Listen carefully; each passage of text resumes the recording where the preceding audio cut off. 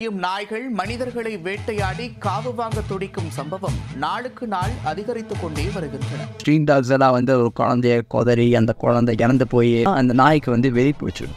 இதை நான் பேசலன்னா ரீச் ஆகணும் அப்படிங்கிறது எனக்கு தெரியல. எங்கிருந்து ஆரம்பிக்குதுன்னு கேட்டிங்கன்னா கவர்மெண்ட் கிட்ட இருந்து. நான் சொல்கிறத கொஞ்சம் இமேஜினேஷன் மட்டும் பண்ணி பாருங்க. ஒரு நாள் நாம இருக்கிற கவர்மெண்ட்டே நம்ம கிட்ட உங்களுக்கு இதுக்கப்புறம் சாப்பாடு கிடையாது, இதுக்கப்புறம் உனக்கு குடிக்கிறதுக்கு தண்ணி கிடையாது, இதுக்கப்புறம் உனக்கு எதுவே கிடையாது அப்படின்னு சொன்னா இப்போ இருக்கும். ஆக்சுவலா அந்த இடத்துல நீங்க என்ன பண்ணுவீங்கன்னா, அடுத்தது என்கிட்ட இருக்கிறத வச்சு நான் பார்த்துக்கொண்டா போடா அப்படின்னு சொல்லி நீங்க நினைச்சீங்கன்னா, சரி நீங்க உங்ககிட்ட இருக்கிற ஒரு பொருளை இல்லைன்னா உங்ககிட்ட இருக்கிற ஒரு ஸ்டாமினா வச்சு நீங்க 1 மாசம் இல்லைன்னா 2 மாசம் அதிகபட்சம் நீங்க இருக்கிறீங்க.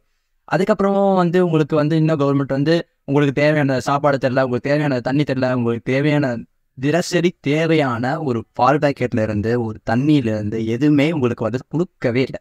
என்ன பண்ணுவீங்க?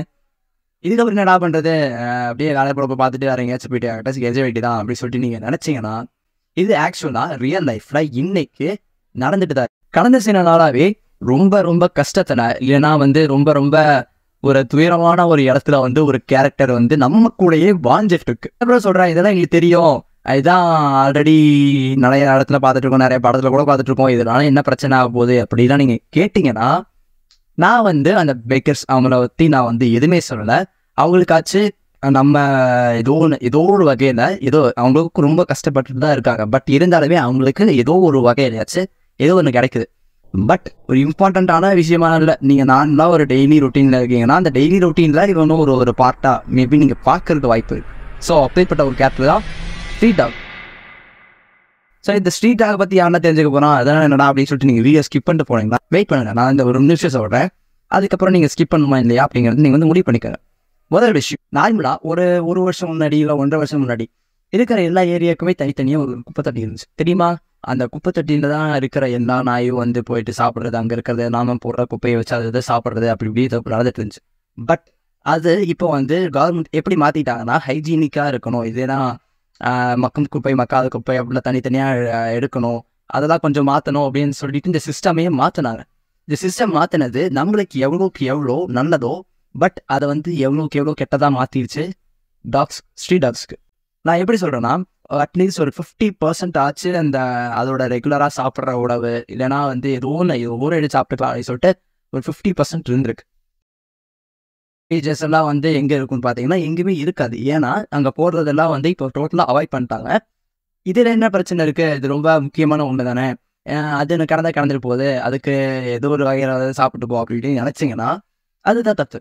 ஏன்னா இப்போ இருக்கிற கண்டிஷன் படி ரீசெண்டாக கூட நிறையா ஸ்டோரிஸ் இல்லைன்னா நிறையா நியூஸ் கேது நீங்கள் பார்த்துருப்பீங்க. அது என்ன நியூஸ்னா, திரியும் நாய்கள் மனிதர்களை வேட்டையாடி காவு வாங்க துடிக்கும் சம்பவம் நாளுக்கு நாள் அதிகரித்துக் கொண்டே வருகின்றன.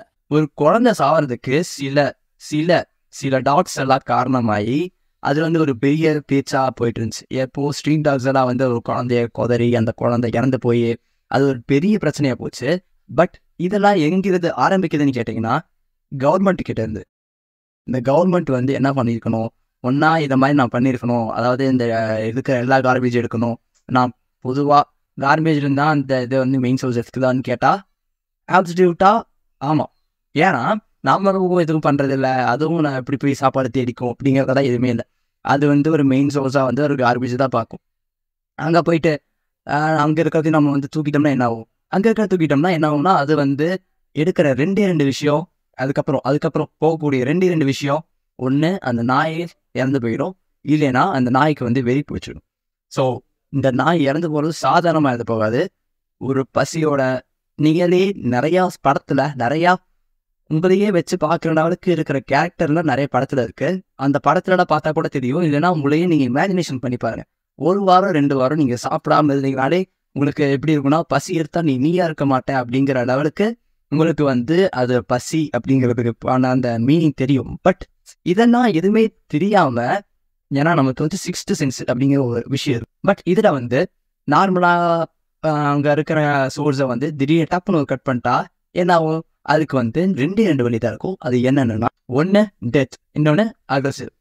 ஸோ இந்த 2 விஷயத்தில் இந்த டெத்துங்கிறதுமே ரொம்ப ரொம்ப நீங்கள் நினைக்கிற மாதிரி இப்படியெல்லாம் போயிடாது.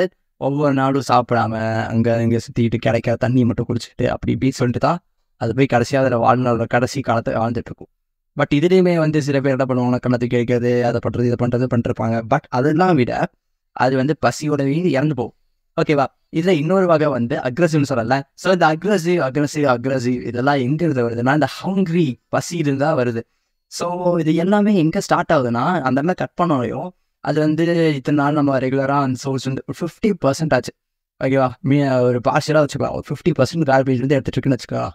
ஸோ அந்த 50% இருக்கிற சோர்ஸுமே திடீர்னு கட் ஆயிடுச்சுன்னா, அதுக்கு அதோட அக்ரெசிவ் அதோட எப்படி வந்து அதனால வந்து தாக்கு பிடிக்க முடியும். இப்போ நீங்க நார்மலா இருக்கிறீங்க, நார்மலா உங்களுக்கு வந்து ஒரு சோர்ஸ் கிடைச்சிட்டே இருக்கு. ஸோ அந்த கிடைச்சிட்டே இருக்க சோர்ஸ் வந்து திடீர்னு ஒரே ஒரு நாள் இப்படி கட் ஆகுது. கட் ஆனது நாளைக்கு வந்துடும், நாளைக்கு வந்துடும் அப்படின்னு சொல்லிட்டு நீங்க எதிர்பார்த்து உங்களுக்கு வந்து என்ன ஆகும்? கோவம் தான் ஆகும். ஸோ அந்த கோவம் வந்து நீங்க யாரை பார்த்தாலும் அவனை பார்த்து வையாதா அப்படின்னு சொல்லிட்டு அவனை போட்டு அடிக்க தான் பார்ப்பீங்க. இதெல்லாம் வந்து ஒரு அக்ரெசிவ்னஸ்டா வந்து உங்களுக்கு வந்து பீக்ல போகும். ஸோ உங்களுக்கே எப்படி இருக்குன்னா, அதோட பிறப்பே எப்படின்னா 5th சென்ஸ் இருக்கக்கூடிய ஒரு அனிமல். அதுவும் எங்கிருந்து நார்மலாக ஒரு வைல்டு அனிமல் இதுனா, இந்த வைல்டு அனிமல் கூட நான் கம்பேர் பண்ணல. பட் இருந்தாலுமே அதோட ஃபேமிலியில் வரங்காட்டி இதுக்கிட்ட கொஞ்சமாச்சும் அதோட கேரக்டரிஸ்டிக்ஸ் இருக்கும். ஸோ என்ன நடக்கும்னா, நார்மலாக எதுவும் நீங்கள் ஏதோ ஒன்று பண்ணுறீங்கன்னு சொல்லிட்டா உங்களையே கடிக்கிறதுக்கு வரும். உங்கள் சில்ட்ரன்ஸ் வந்து வெளியே வரன்ட்டுருந்தாங்கன்னா அவங்களும் கடிக்க வரும். இது எல்லாமே அது எதனால வரும்னா, அந்த அக்ரெசிவ்னஸ்னால வரும். ஸோ இதனால தான் சொல்கிறேன், ஸ்ட்ரீட் டாக்ஸ் வந்து ஜாம்பிஸாக மாறிட்டு இருக்கு. ரீசெண்டாக நடந்த ஸ்டோரியவே தெளிவாக சொல்கிறேன். ஒரு குழந்தை தான். அந்த குழந்தை வந்து ரோட்டில் நடந்து போயிட்டு இருக்கும்போது அவனுக்கு எப்படி டிஃபெண்ட் பண்ணுறதுன்னு தெரியல. ஒரே ஒரு நாய் தான் வந்து குலைக்க ஆரம்பிச்சிச்சு. அந்த குலைக்க ஆரம்பிச்சதுக்கப்புறம் என்ன நடந்துச்சுன்னா, அப்படியே சுற்றி இருக்கிற நாயெல்லாம் வந்து சுற்று போட்டு அந்த குழந்தைய வந்து கொண்டுருச்சு. ஸோ இதெல்லாம் எதனால நடக்குது அப்படின்னு சொல்லி நான் வந்து சும்மா எடுத்து பார்க்க ஆரம்பித்தேன். ஆக்சுவலாக அது என்ன நடந்துச்சு, அது வந்து பசினாலையா அதெல்லாம் தெரியல. பட் இதுக்கெல்லாம் ஒரு பேஸாக நான் எதை பார்க்குறேன்னா, இதை தான் பார்க்குறேன். நாம் வந்து முக்கியமாக என்ன பண்ணுவோம், நாய் வந்து திடீர்னு கடிக்க வந்துச்சுன்னா என்ன பண்ணுவோம், கள்ளத்துக்கு அடிப்போம், இல்லைனா வந்து டிஃபென்ஸ் பண்ண பார்ப்போம், இல்லைனா வந்து சூச்சூர் சொல்லி ஏதாவது வேக்டிவிட தான் ட்ரை பண்ணுவோம். பட் நான் வந்து அன்றைக்கி என்ன யோசிச்சேன்னா, அன்றைக்கி ஒரு நாய் இறந்துருந்துச்சு, அதுக்கப்புறம் இன்னொரு நாய்ங்களாம் வந்து என்னை கடிக்க வந்துச்சு. ஸோ அதனால அதை யோசித்தேன். என்ன சொல்கிறேன்னா, நார்மலாக இத்தனை நாள் சும்மா தான் இருந்துச்சு, திடீர்னு எனக்கு இப்படிலாம் வர ஆரம்பிச்சு அப்படின்னு சொல்லி எனக்கு வந்து ஒரு யோசனை வந்துச்சு. ஏன்னா திடீர்னு நம்ம ஏரியாவிலே இருக்கிற நாய் நம்ம எப்படி கடிக்க வரும் அப்படிங்கிற மாதிரி நான் வந்து யோசிக்க ஆரம்பித்தேன். பட் நான் வந்து யோசிக்க ஆரம்பிச்சதுக்கப்புறம் தான் எனக்கு நிறைய விஷயம் தெரிய ஆரம்பிச்சிது.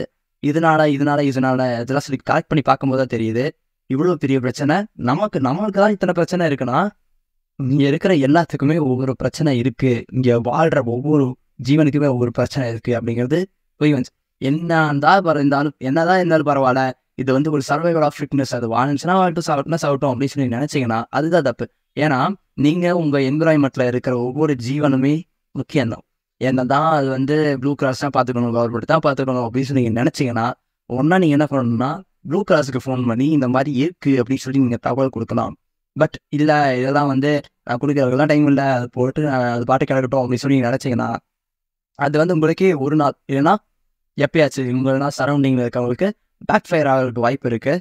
ஸோ அதை வந்து தவிர்க்கிறதுக்கு நீங்கள் என்ன பண்ணலாம், நீங்கள் எதுவும் பண்ண முடியாது, கவர்மெண்ட் தான் பண்ணணும். பட் இதை வந்து நீங்கள் கவர்மெண்ட் கிட்ட சொல்லி அவங்க ஆக்ஷன் எடுத்து, இந்த மாதிரி ஃபஸ்ட்டெல்லாம் கூட அந்த ஸ்ட்ரீட் டாக்ஸை பிடிச்சிட்டு போகிறதுக்கு நிறைய பேர் வருவாங்க. பட் இப்போ தான் யாருமே வரதில்லை. அதுக்காக நான் டோட்டலாக ஸ்ட்ரீட் டாக்ஸே கட் பண்ண சொல்கிறேன் அப்படிங்கிற மாதிரி என்னோட தாட் இல்லை.